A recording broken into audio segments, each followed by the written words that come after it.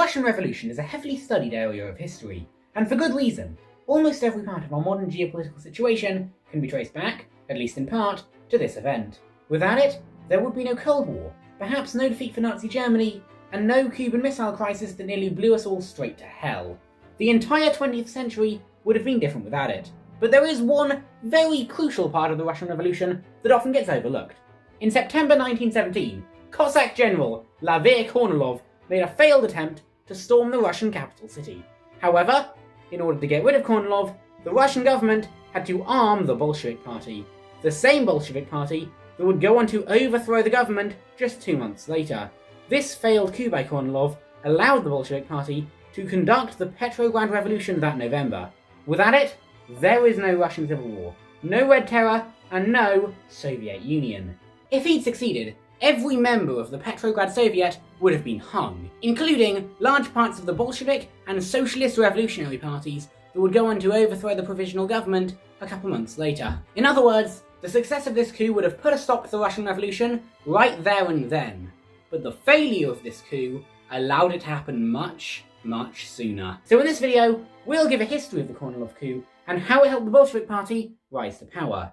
But first, I have to spend about 2.5 minutes talking about the different political parties in Russia at the time. I know some people find that boring. I find it interesting, and I do think it is important context that we have to talk about, so just sit down and get through it. So now that the Tsar was overthrown, there were two main ruling bodies that controlled Russia: the Petrograd Soviet and the Soviets in general, and the Provisional Government. You see, the Soviets were these councils of workers and soldiers that got elected every few months. Many cities in Russia were run by a Soviet, however the Petrograd Soviet, being the Soviet in the capital city, had the most power.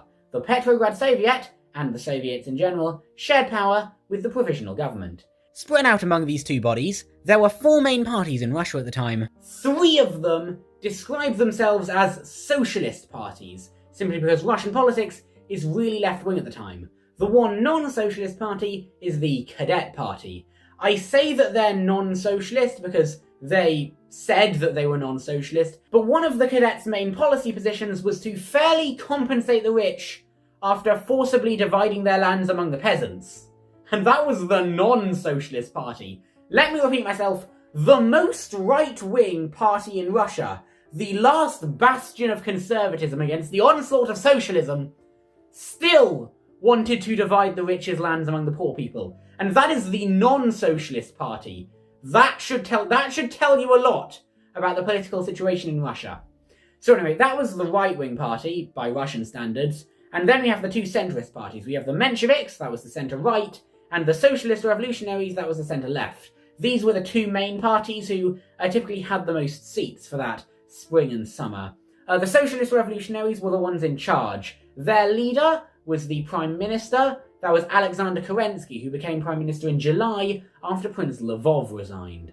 Alexander Kerensky was a very charismatic person, that's how he became Prime Minister, and his political strategy was to basically ride the fence between left and right. Now obviously, Russia's extremely left-wing at the time, so left and right means different things to how you think of it, but whenever he gave a speech, he would pander to the left and pander to the right, okay? He wasn't trying to offend anybody, he wasn't trying to upset anybody, and that was a strategy that worked. It did keep him in power for a few months until November, but that's another story for another video. The reason I'm saying this is I want you to properly understand just how far left politics had gotten in Russia at the time. The political situation in Russia at the time was such that the leader of a party called the Socialist Revolutionary Party was a centrist fence-sitter who didn't offend anybody. And then the 4th party in Russia at the time were the Bolsheviks. They were the Marxist party, they were led by Vladimir Lenin, as opposed to the Socialist Revolutionaries, who were the non-Marxists. So now that we understand Russian politics at the time, let's move on to the military coup. Kerensky appointed a man named Kornilov to lead the Russian armed forces. Kornilov accepted this appointment under the condition that he had complete dictatorial control over the army. He wanted the entire army subject to his whims. And the government agreed to those conditions, and now Kornilov was the commander-in-chief. But it soon became obvious that there was going to be a clash between Kerensky and Kornilov. Early on in his tenure, Kornilov moved the Cossack divisions to a place that wouldn't be very useful in the war against Germany, but they would be very useful if you were going for an attack on Moscow or St. Petersburg. Another officer, Lukashenko, one of Kornilov's friends, saw what Kornilov had done, moving the Cossack divisions, and he immediately suspected that Kornilov might be up to no good. So he sat down his friend Kornilov and said, "Hey bro, what are you plotting? It's okay, you can tell me, I won't tell anybody." And initially, Kornilov didn't open up to Lukashenko, until Kornilov began to struggle in getting his political demands met. And then, Kornilov became suddenly so much more determined to get ahead with this coup that he was planning. So he finally disclosed what he was plotting to Lukashenko. You see, at the time, there were two governing bodies in Russia. There was the Provisional Government, who ran the country, and then there was the Petrograd Soviet. Now, of course, the Petrograd Soviet was always going to be the much more left wing of these institutions. And Kornilov hated that. He believed that the Soviet was full of German spies and German agents who were plotting to take over Russia. And he wanted to march into Petrograd, and he wanted to hang every single member of the Soviet. However, he didn't want to overthrow the Provisional Government. He said to Lukashenko in that meeting that he wanted nothing for himself.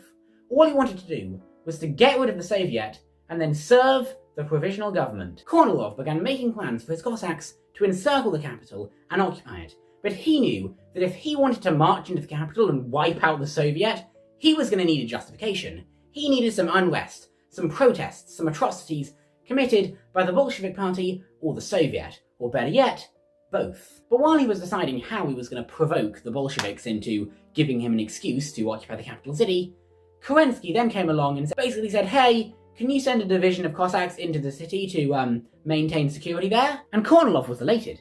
He'd been given a legal basis for the thing he'd always wanted to do. However, this cavalry division never ever arrived in the city, and that's because Kornilov got just a bit too big for his britches and asked for complete martial law and control of all civil and military authority in the city. The Stavka was the name of the military high command in Russia, and he asked Kerensky to come to the Stavka with him, where it will be safe.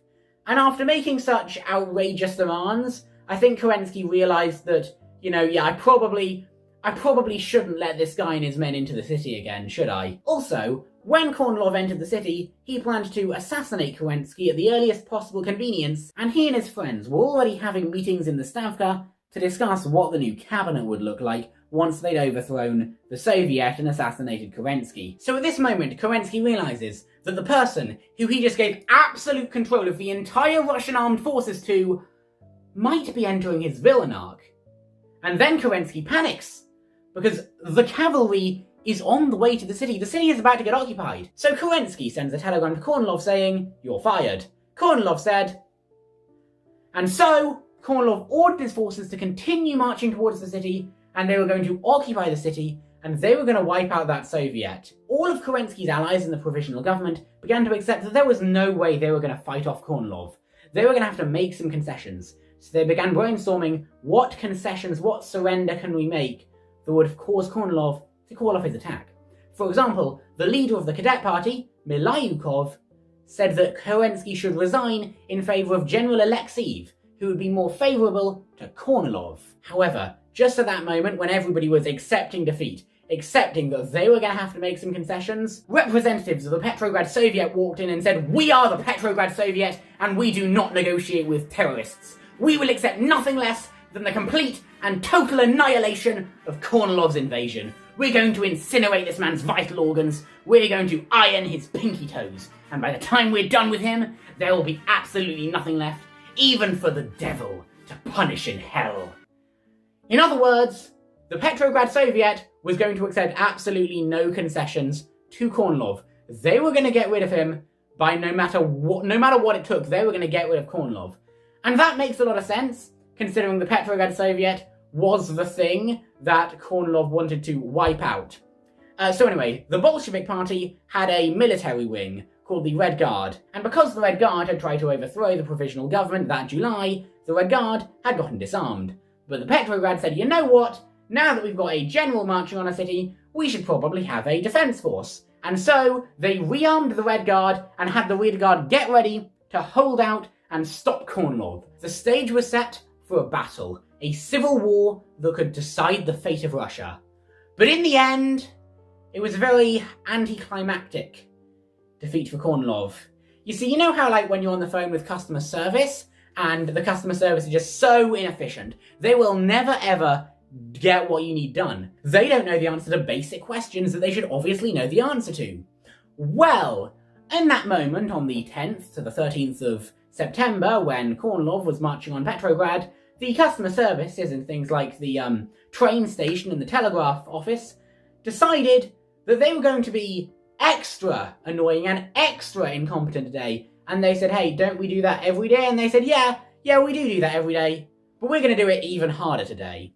What I mean by this is that whenever Kornilov needed to move his men towards Petrograd on the trains, the train station workers either refused to set the trains off or delayed it, basically slowing down Kornilov's invasion. And simultaneously, the telegraph workers were refusing to transport messages and cutting the lines between different parts of Kornilov's army. Simultaneously, whenever Kornilov's men did arrive at a new train station, all these workers and even soldiers from the local garrison would surround them and yell about how they were fighting for the wrong cause and were going to be on the wrong side of history, and encouraging these soldiers to call off their attack on the capital.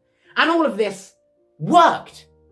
The soldiers in Kornilov's army mostly deserted. No fighting was necessary because the military force just fizzled out. So Kerensky starts celebrating. He says, hooray! I've won! I've just crushed this evil revolt by Kornilov. I did it! I did it all by myself. It was all me. Please give me all the credit for this. Except now Kerensky has a problem. You see, remember, in July, the Red Guard tried to overthrow him. So obviously he disbanded and criminalized the Red Guard and took all their guns away. But now they've just legalized and rearmed the Red Guard in order to fight off Kornilov. And it wasn't even needed. But now the Red Guard has all their guns again, and they might want to overthrow Kerensky again. And in fact, they do. The left-wing part of the Socialist Revolutionaries teams up with the Bolsheviks and their Red Guard, and they prepare to launch a revolution against Kornilov. On the 5th of November, the first revolution happens, in Tallinn. In the 7th of November, after a few days of sporadic skirmishes, the revolution begins in Petrograd and Moscow. In Petrograd, the Red Guard and the Bolsheviks face absolutely no resistance. They take the city within the day, and that's because nobody cares to defend the falling provisional government anymore.